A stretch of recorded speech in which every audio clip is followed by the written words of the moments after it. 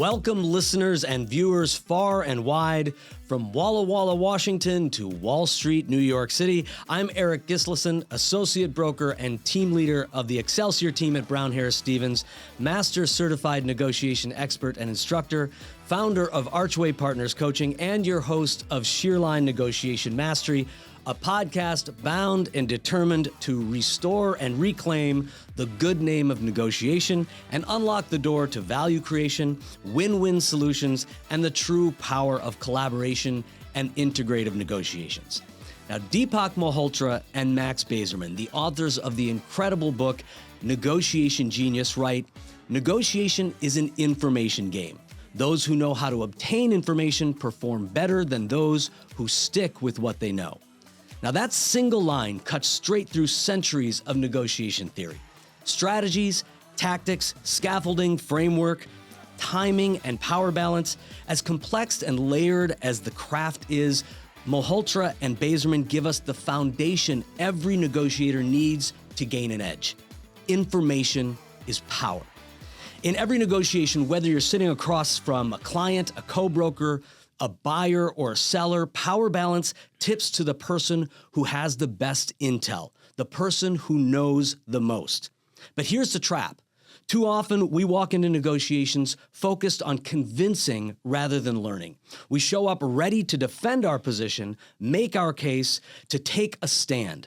But the real leverage, it's not in what you say or the rigidity of your position. It's in what you discover and uncover. It's in your ability to listen, to ask, to test for understanding, and use that information to put a frame around the other side's interests. Curiosity is the gateway to influence, and strategic questioning is what separates the negotiators who wing it from the ones who consistently create more value, build stronger relationships, and develop deals that close. So today, we're unpacking the power of ceaseless curiosity, how asking better questions leads to better answers, sharper intel, and ultimately better outcomes at the table. And to help us explore this, I'm joined by Teresa Stephenson, president of Platinum Properties, an industry leader who has built her business and reputation on mastering the art of gathering information, leading with curiosity, and guiding agents with clarity and confidence. Now, as I mentioned, Teresa runs Platinum Properties in New York City and has spent more than a decade helping agents thrive by building the right systems and strategies. With deep knowledge of New York City and a voice at Zillow's National Premier Agent Advisory Board, she bridges local expertise with national perspective. Known for her keen insights and tactical tips, which she shares on her weekly newsletter, From the Desk of, Teresa draws on her unique background as an actress and corporate trainer to bring fresh, compelling perspectives to our industry.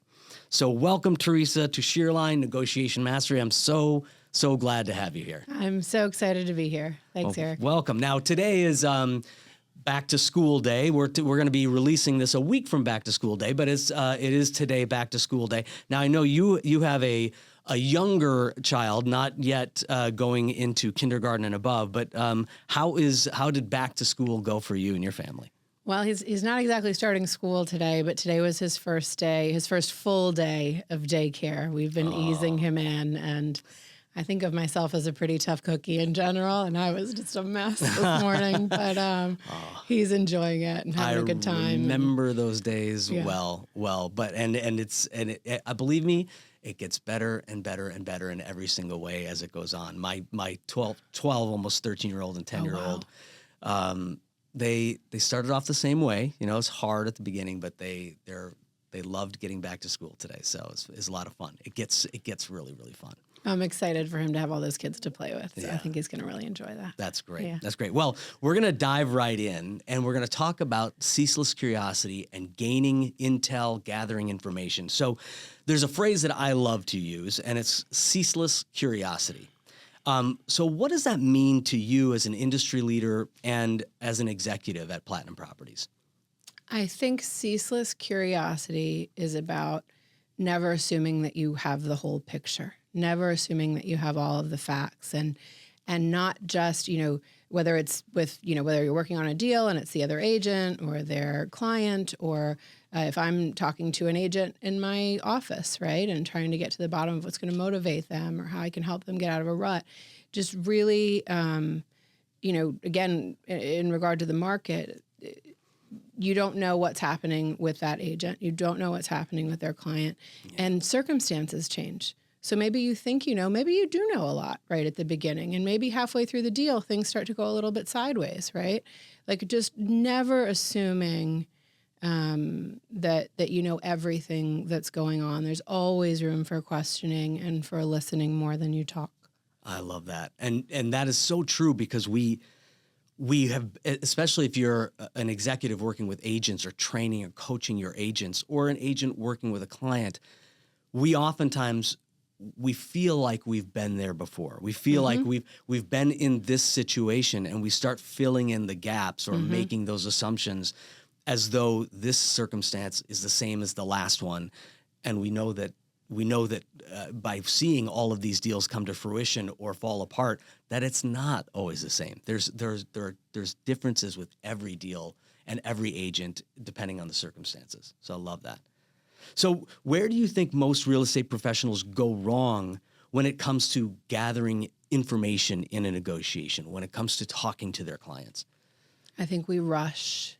We want to get the deal done. We want to move on to the next step. We're all really, really, really busy. But I think the big mistake is if you don't take the time in the beginning, you'll pay for it later.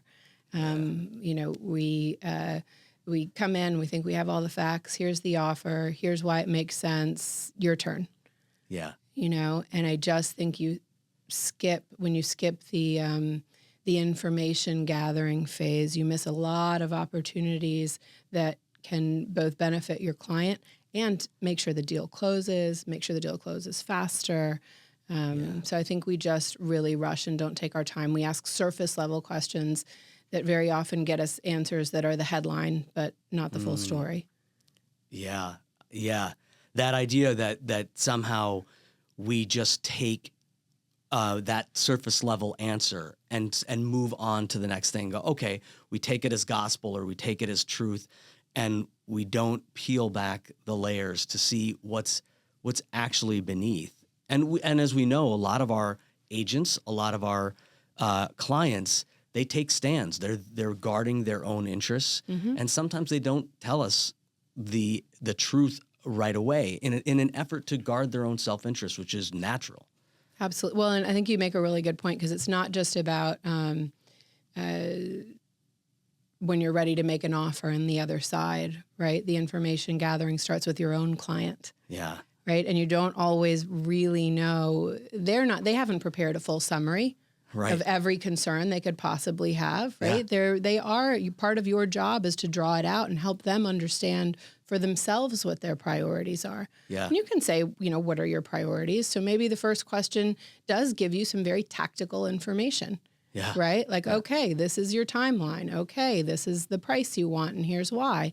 But it still doesn't give you the full picture, right? So you've really got to use some of those open-ended questions that really help shift the overall perspective and aren't just about getting, yes and no answers to your first 5 information gathering questions. Yeah. Yeah. And that those yes or no questions, and I love how you brought in open-ended questions versus closed-ended questions, because there is a time and a place for each of them.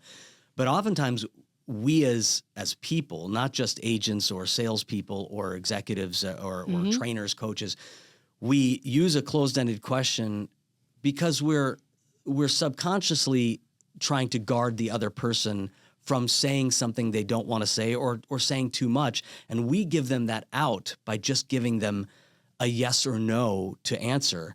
And we psychologically are doing that to the detriment of ourselves and our clients when we do that. Absolutely. Yeah. I mean, I think it's just another example of taking the short, easiest route, right? So really, again, putting more time in on the front end is going to save you a lot of time, especially if you're talking about your own client, if they happen to be a buyer, what the properties you're going to show, why, and really understanding their wants. I mean, talk about a huge time saver.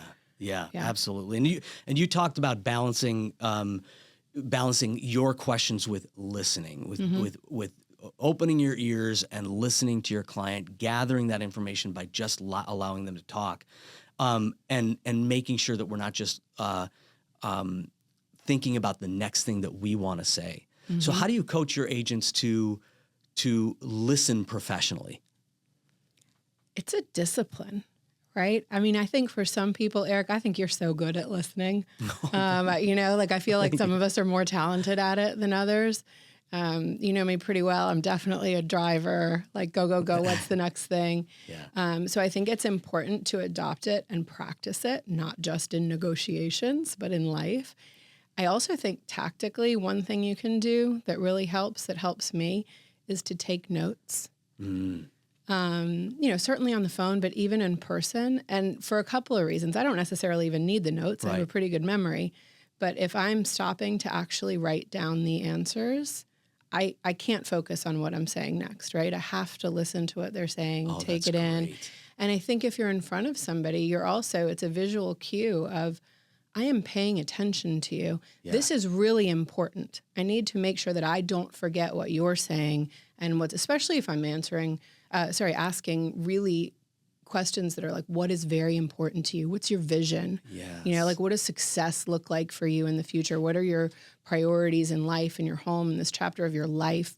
If you can do anything to broadcast to them, like, what you're saying really matters to me, I think that's an added bonus of taking a note in front of somebody. That's amazing advice. And that also lends to that idea that when we are having an important conversation with people, if they can see us, whether we're on a Zoom meeting mm-hmm. or in person, but something that elevates beyond just being on the phone or writing a text or email, when they can see that you are gathering information, that you're taking mm-hmm. in what they're saying, and visually see that you are actively listening to them by taking down those notes, that's something you can't do in a text, you can't do in an email, and you can't do over the phone. So I love that.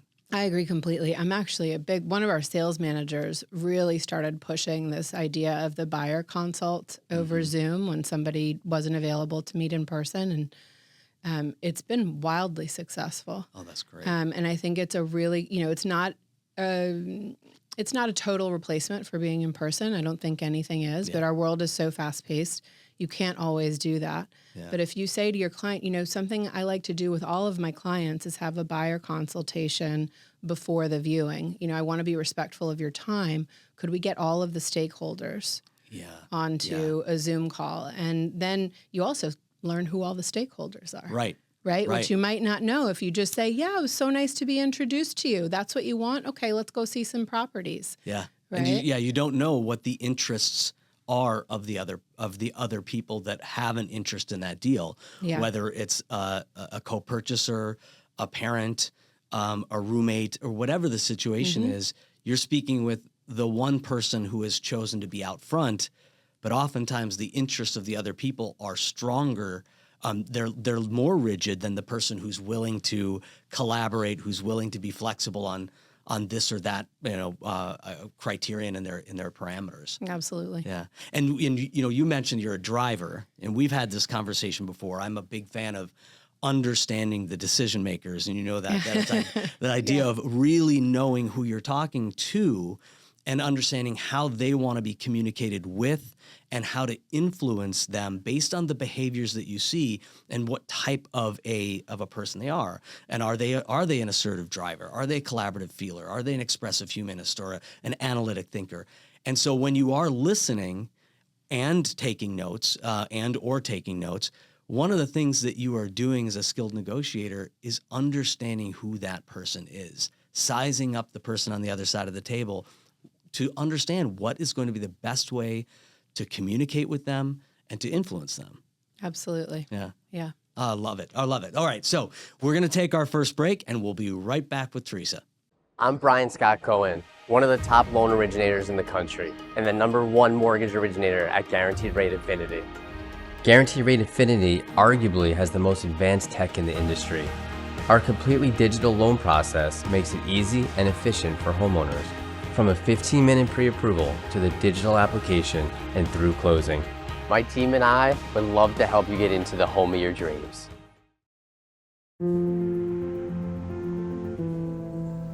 what do you really need to know about buying or selling a home? First, it's serious business. And it's complicated. There's a lot of money on the table, and emotion too. You need an agent who knows the ropes. So, whether you're buying or selling your home, work with professionals who have a mastery of the craft.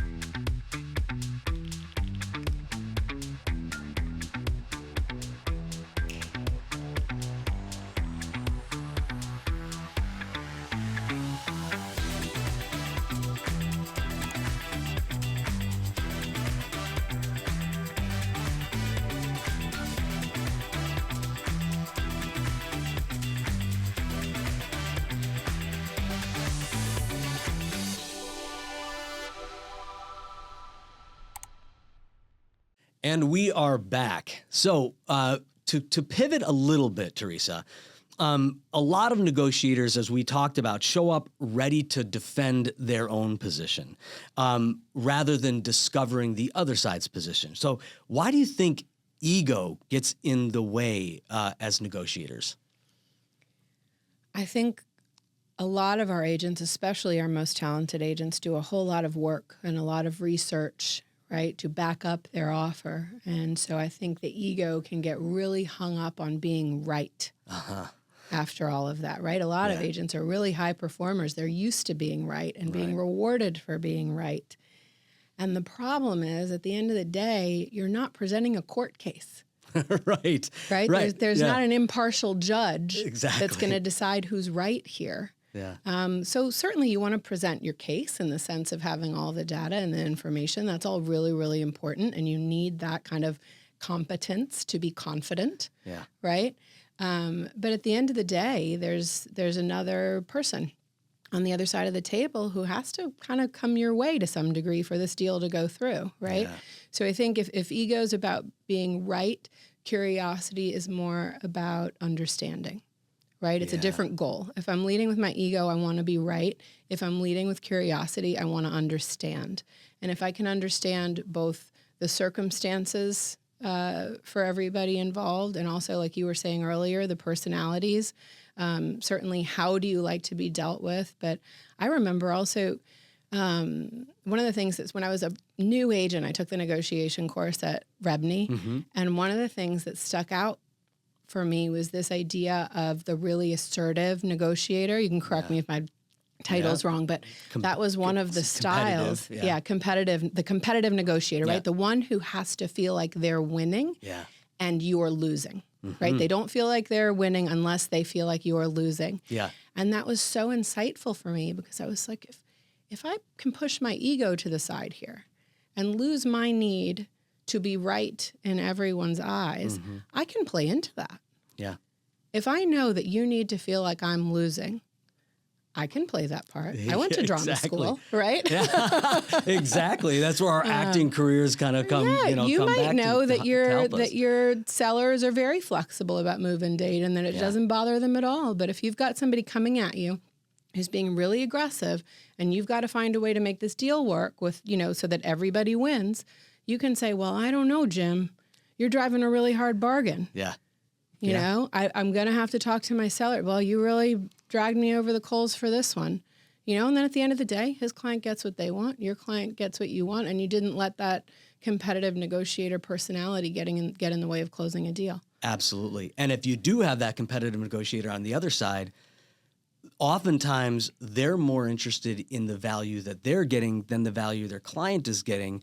And they're very transparent about what they want. And the more transparent they are about what they want, the more I can find ways to exchange things of lesser value to me, give them the little nugget of the thing that they're screaming about or they keep on repeating while I'm taking all of the other value in that transaction and just kind of end around and getting more from my client than I would if I were dealing with a collaborative negotiator. And that's what happens, right? When you put your ego to the side, you lead with curiosity, you gather all of that information, it leads to more leverage. Yeah.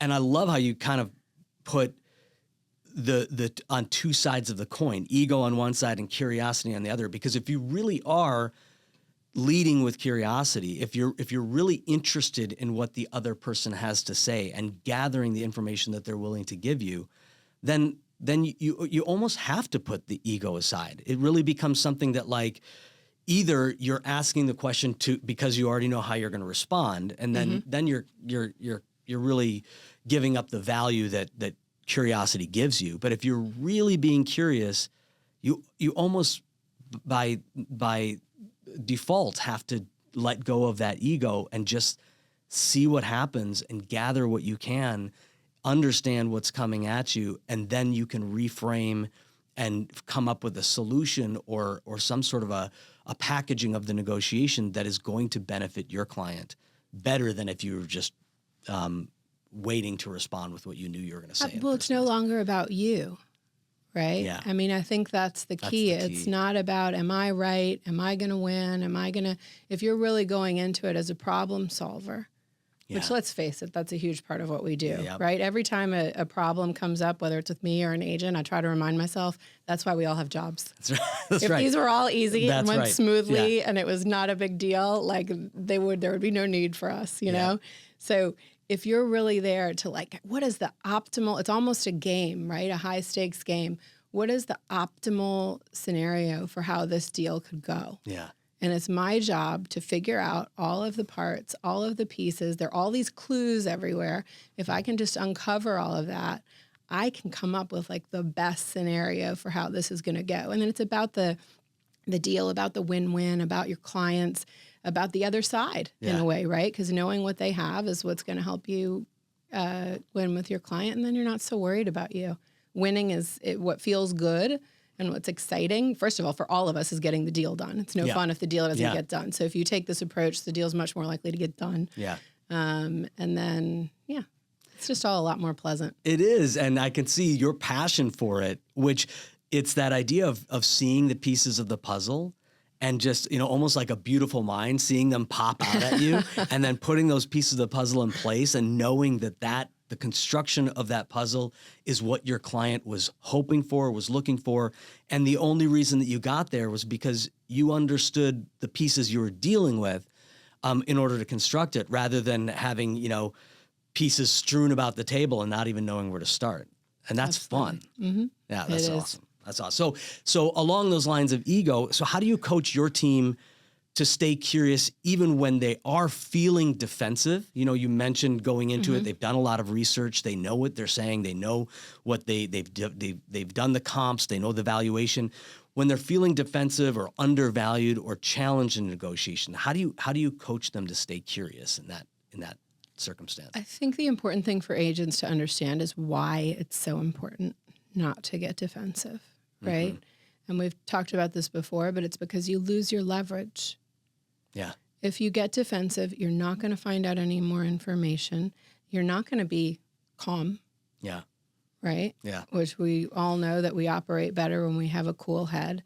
And again, I think if you're approaching this as a game, when somebody comes at you with something that doesn't feel right, that's kind of a signal to you of, wait a minute, there are two ways I could go right now. I could get really defensive and try and prove my case. Let me remind myself I'm not in court. Yeah. Right? Yeah. Or I can get some really tactical, reach into my toolkit and get kind of tactical here. What are the questions that I go to? You have to be prepared, right? Like, what are the questions I go to when I'm feeling defensive, right? Yeah. Is it, that's a surprising thing for me to hear. Can you tell me more about that? Mm-hmm. Or it sounds like you're really upset about that. It sounds like you're frustrated. Yeah. Can you tell me more about that? And then not only do you stay cool and gather more information, but you're also giving people an opportunity to vent. Yeah. Which a lot of times people just want to be heard. Yeah, that accusation audit of this, it seems like, this is what it seems like to me. And then you give them the opportunity to either say, no, that's not what I'm feeling right now, or to confirm what your hypothesis is, or what your assumption is, or your claim. Yeah, even something as simple as pricing. Yeah. Right? Yeah. You've done all the research. You're probably right. Yeah. Okay, so let's just leave that at the door. So tell me more about that. Why do you think it's worth so much? Yeah. Why is it so important to you to get that price? Right? Like they're like, tell me more about that. You know, I want to hear your perspective on this. And there are a million different reasons. And we don't know what they are. And to assume that you already know the answer to that is costly. Yeah. And whether they end up, let's say it's $1 million property and they want to price it at 1.2, to your point, oftentimes what the person on the other side of the table, whether it's our client or our counterpart in a negotiation, what they want to know is that you know that it's worth 1.2 to them. Ultimately, if you can have an honest conversation with your client, you can talk about where the market is and how we're going to get to the best possible price for them. But if you ignore the fact that they have a reason to believe that their property is worth what they think it's worth, that it's, I had Jacob Feldman on the podcast twice now, and he talks about the principle of charity. This what they are saying to you, they believe is true. And if we take that assumption or take that as fact, that I believe what you're saying, you think is true. That's powerful. And now we can have a conversation about what gets us to the best possible price. But the person on the other side of the table understands that you get it. You know that there's something else at play that makes them believe that their $1 million property is actually worth 20% more than the market is telling them it is worth. And we're going to sell the property one way or the other, but understanding why that person believes what they believe and trusting that what they're saying to you comes from some sort of a place of belief from their side is how we get to the assumptions and then get to a new claim or get to a new solution to the problem. Yeah, I mean, I think people want to feel heard. I think it's a basic human desire, and to feel respected. Yeah. Right? And I think everything that you just mentioned helps accomplish that goal. Yeah. Yeah. Now, and negotiators often confuse the assertiveness with certainty. Like if I just say it loud enough, the other side will believe it. Or if I just claim that it is true, the other side will believe it. And they believe that having all of the answers is leverage or is strength. How can we coach agents to reframe that so they know that certainty or that bluster is not where they derive their strength? I think, to me, assertiveness is about clarity and presence. I think, the worst advice you can give is be really aggressive. That shows how strong you are.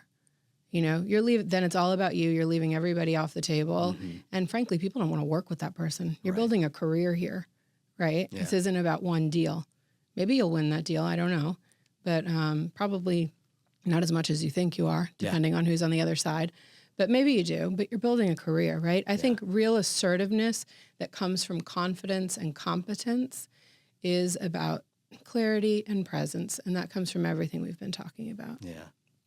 Confidence and competence. That combination of those two things, being able to know what you're talking about and then being able to believe, to have the self-confidence, the self-worth, the self-efficacy to say, I am worth it, I know what I'm worth, and the things that I am saying, I can stand behind. And that's the combination of confidence and competence together is what makes an incredible agent. Well, and if you're really confident, you are not afraid to be a little bit vulnerable. Yeah. Right? And to say, because it's really hard to be on the other side of the table and hear the person say, I know what I'm saying is right. Yeah. Okay, well, where do we go from here? Right. Because you have no interest in hearing what I have to say or my perspective. Let me figure out how I'm going to navigate this. Versus, here's what I understand to be true. Here are the things I've learned, and as a result, here are the things that I understand to be true based on that learning, right? And again, that goes back to this idea of clarity and presence. You're being calm. You're taking into consideration what other people are saying, and because you know your stuff and you know you're good at this, you don't have anything to prove. That's right. Right? To me, when somebody comes at me really aggressive and strong, they've got something they want to prove real bad. Yeah. And so I'm just taking that into consideration as part of their psychology that I'm going to deal with. Yeah. I'm not assuming that what they're saying is true. Yeah. Right? That's right. Yeah, it's that mode of convincing you and using language that shows that they're just trying to convince you rather than to have a conversation where you both can be heard and then come to some agreement. Yeah, I love that. All right, so we are going to take another break and we'll be right back. Ultimate Diamond is New York City's most established family-owned jeweler. With over 65 years of experience, Ultimate is renowned for its exceptional, custom-crafted diamond jewelry, its bespoke engagement ring designs, and its ability to source rare, distinguished timepieces. Ultimate has built a legacy of timeless craftsmanship and discretion, making it a trusted name among those who value refined luxury. Learn more at ultimatediamond.com. Hi, I'm Dylan Pachulik, CEO of XL Real Property Management, New York's most trusted name in luxury property management since 2012. We specialize in managing individual apartments, townhouses, and rental buildings held by absentee owners. We maintain our properties with the highest standards of quality and service so that owners can choose a hassle-free approach to real estate investing. Rented or owner-occupied, we handle it all. For more information, contact us at xl-rpm.com. Hi, I'm Evan Greenberg with Langdon Title. I specialize in title insurance across New York, helping real estate attorneys, agents, and brokers close with confidence. I solve problems fast and keep your deals moving. Contact me anytime. All right, we are back with Teresa Stephenson. So, my next question is how does ceaseless curiosity change the way that you and your team approach onboarding or the initial listing presentation? I think it's useful for both, but when I have like a vivid image in my head of two different agents pitching a listing, and I think this happens at every level, right? I don't think these are rookie mistakes. Okay. There's the agent who goes in, especially a particularly successful, experienced agent who goes in there and says, I've done X number in sales. I've done these listings. I do this. I, right? Mm-hmm. So that's why you should use me. Right. Right? And then there's leading with ceaseless curiosity. I mean, of course, have that in all of your marketing materials. Maybe at the end you throw some of that in so that they know who they're dealing with. You've earned that, and they should know. The experience and knowledge that you have, but you've got to lead with you. Yeah. What about you? What do you want? Where, or maybe even if you've done your research before you come in, hey, I know this about you, or I know about your art collection. Look at that. It's amazing. Do you know what's really cool about this building? Yeah. That I love? Man, it looks like you've been here for 20 years. Tell me about that. Yeah. Awesome. Right? Let's talk about you and then having those questions about what's important to you. What do you, beyond the transaction, what does success look like for you? Yeah. Right? Is there anything beyond the transaction you can visualize, right? Of what success would look like for you, and just really making it about them. And then you can tailor, it's not just about nice and making somebody feel good, right? Yeah. Then you got to pitch what you're going to do. Yeah. Right? You walked in thinking price was most important because that's what we all walk in thinking, right? And they said, I don't care. I want this sold in 3 weeks. Right. Right? Right. Or, I just really don't want to have a lot of people come through. Mm-hmm. Right? Like I really don't want a ton of people coming through my apartment, the art collection, the whatever. But whatever that information is, you're going to quickly, you just said you were going to get so many people through the apartment. Yeah. Right? Right. Maybe that's not. We're going to have the biggest open house ever. There's this going to be 50 amazing people here on broker Sunday. preview, right? Exactly. Like with all the top agents in New Red York wine City. everywhere. Yeah. It's going to be great. Yeah. So, but just, I think that's really, and I do think that that's a mistake made at every level, is making it all, is that it's very easy to go in bragging and talking about what you're going to do. We feel this onus to do that, to prove ourselves, especially in the last couple of years. Yeah. Right? Like with everything coming at us about what value we offer, and, we kind of feel like we have to prove ourselves. And I think that's really understandable. But at the end of the day, it should also be kind of a relief. Yeah. You don't have to go in there and prove yourself. Yes, be confident, be prepared. But at the end of the day, it should be a really nice relief to make it about the client. I cannot agree with you more. And as you know, you're speaking my language because I'm a huge proponent of understanding the difference between an elevator pitch and a value proposition. And one is about why my product or service is the right thing for you to choose. So it is about me and us and we, as opposed to a value proposition, with the whole point is to find a way to tailor that value proposition exactly to the person across the table from you. And the only way that you can do that is by knowing who that person is, uncovering what their actual problem is and how they want to solve it, so that then you can say, all right, given who you are, given what you want, these are the benefits that I can offer in order to help solve your problem in the most efficient, most effective way. And that is a completely different thing than walking in, or that image we have of an elevator pitch of trying to convince someone in 30 seconds why I'm better than my competition. Yeah, there's no shortcuts, and hopefully it's a pleasure. Yeah. Right? Hopefully you have some curiosity about your client and what's important to them, and that can make the job a lot more fun. Yeah, 100%. And I love that too, how you've brought in a few different times this idea of the more we can appeal to someone's self-interest, because we all act in our own self-interest. That is like the granddaddy of all the persuasion principles, right? So the more we can appeal to someone else's self-interest and say, this is why this is good for you. This is why this would help you. Competitive negotiators respond very, very well to self-interest. So by appealing to them and saying, hey, this is something that you haven't tried. This is something that you might want to try. And here's why, because you will end up sleeping better at night, enjoying your job more, being more successful on a regular basis. Like, there are all of the benefits that you will receive from doing something a different way. And it's not like I'm trying to convince you to do it because that's our company policy or because that's the way that agent does it. It will help you and affect you in a way that's positive. And people respond to that. Absolutely. Yeah, I love it. Okay. Before we get to the lightning round, I have one more question for you. For agents looking to instantly improve, because I like to say all of these negotiation strategies and tactics, they are implementable immediately. So for those looking to instantly improve their relationships, what's one single question that they should start asking every client in every client meeting starting tomorrow or today?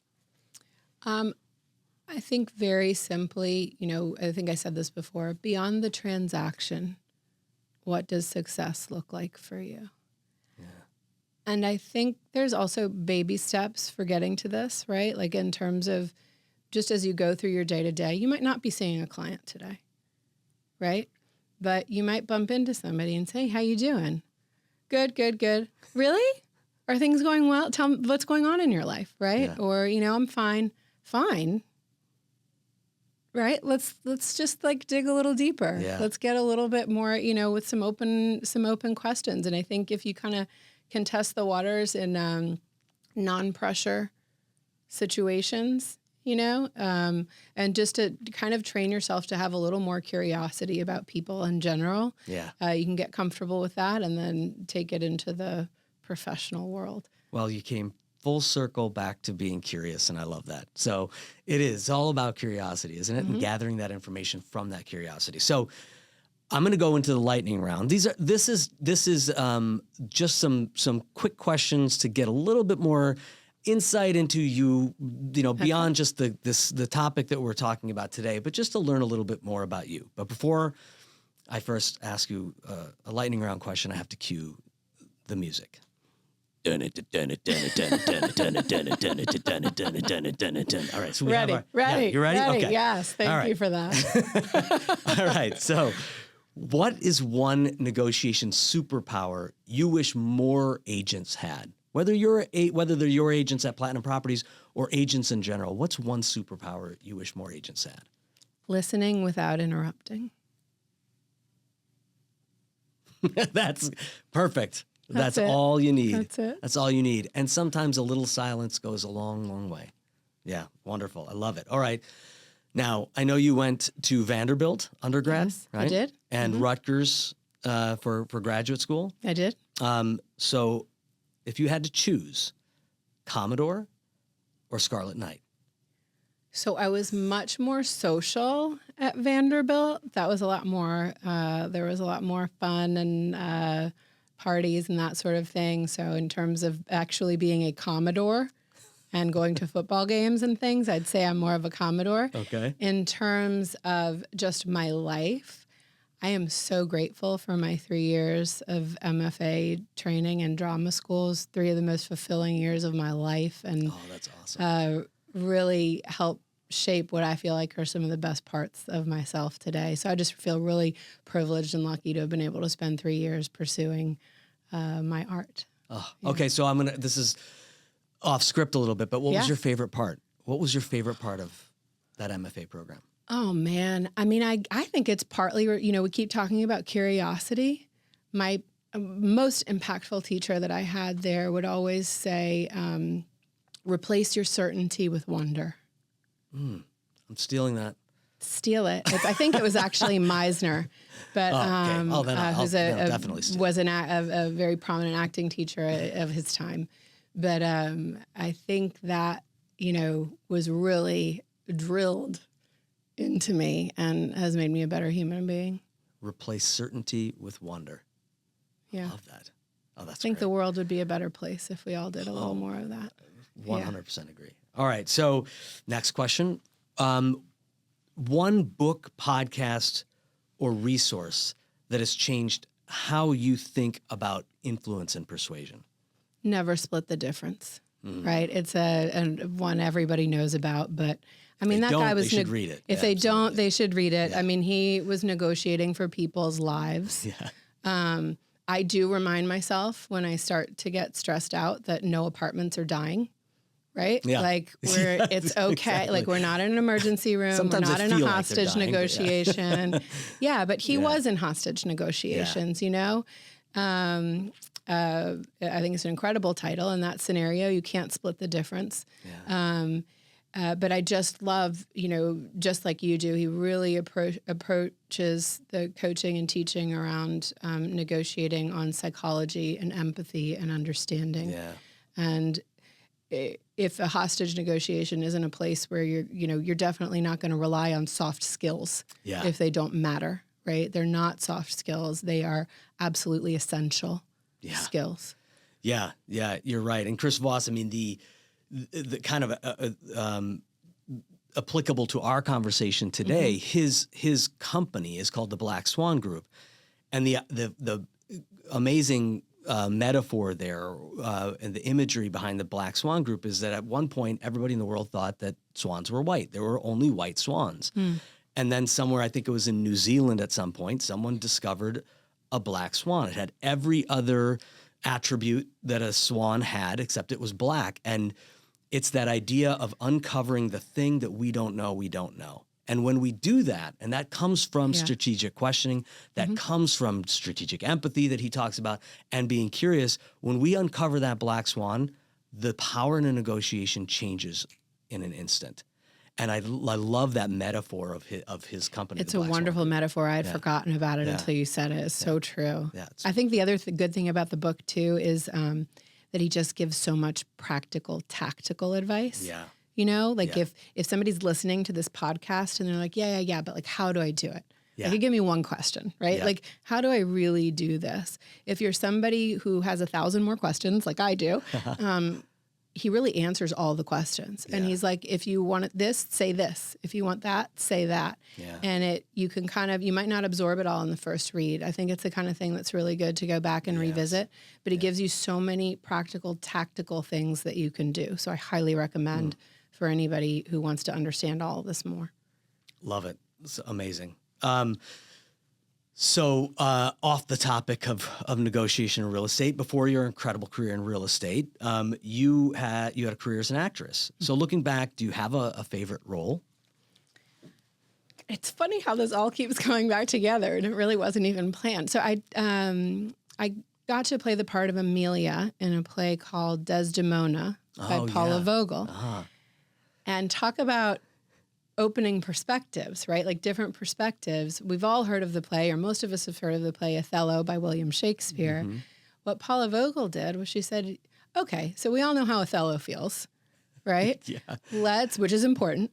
What about Desdemona? Right? What's her story? She gets killed, right? Let's find out about what she thinks. And so it's the retelling from the perspective of three of the women in Shakespeare's Othello.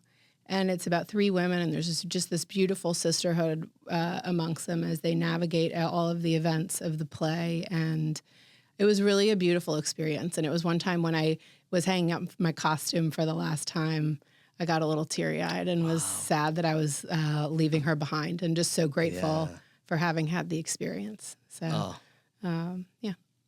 That's a phenomenal answer. I love that. Thanks. I love that. Oh, and it is so amazing to see the perspective of Desdemona as opposed to what we know from Othello. And I love that. It's just a great play. Oh, that's fantastic. Yeah. All right. So last question is, where can our audience find you, Teresa? Tell us where we can learn more about you and subscribe to your newsletter, everything. Great. So I would love for you to find me on LinkedIn. That's where I'm most active when it comes to social media. If you want to just send me a DM there, if you want to be added to the From the Desk of newsletter that goes out every week. And I'm kind of an IRL girl, We're down at 100 Wall Street. If you're going to be in the neighborhood, let us know. I'm a big fan of meeting in person. That's great. And if you are not subscribed to From the Desk of, it's an amazing short read. It's gotten a lot of traction in our industry, and you cover a lot of different topics, but for agents to understand, there's mindset stuff there, there's preparation, there's a lot of guiding people through what might be a difficult market, what might be in a market where they're finding a lot of success. But you give a lot of great insight in a very short amount of time in your newsletter. I love it. Thank you very much. Yeah. All right. Well, now I want to give the takeaways. So thank you again. I'm so glad that we finally made this happen. And I'm going to give a few takeaways from today's episode. So if negotiation is an information game, and Malhotra and Bazerman are right, which in my experience they are, then curiosity isn't just helpful, it's everything. Today's conversation with Teresa reminds us that the best negotiators don't win because they talk the loudest or defend their position with the toughest stand or the most bluster. They win because they learn more, faster, and incorporate what they learn into value for their side of the deal. And to do that, I offer 3 big takeaways you can all implement today. Number 1, lead with ceaseless curiosity. The more curious you are, the more you uncover. Don't settle for the first answer or the surface response, as we talked about. Dig deeper. Ask, then ask again in a different way. Then take what you've learned and test for understanding. Do it in the name of curiosity. The goal isn't to confirm your assumptions, it's to discover what's beneath the surface and confirm what's at the core of the other party's interests. Number 2, master the art of strategic questioning. Not all questions are created equal. Great negotiators don't just wing it. They sequence their questions intentionally. They use open and closed-ended questions, as we talked about. They focus on what and how questions to elicit longer responses, or yes or no questions to gain compliance. And they keep peeling back the layers until we understand our client or our counterpart and their true interests. And number 3, check your ego at the door.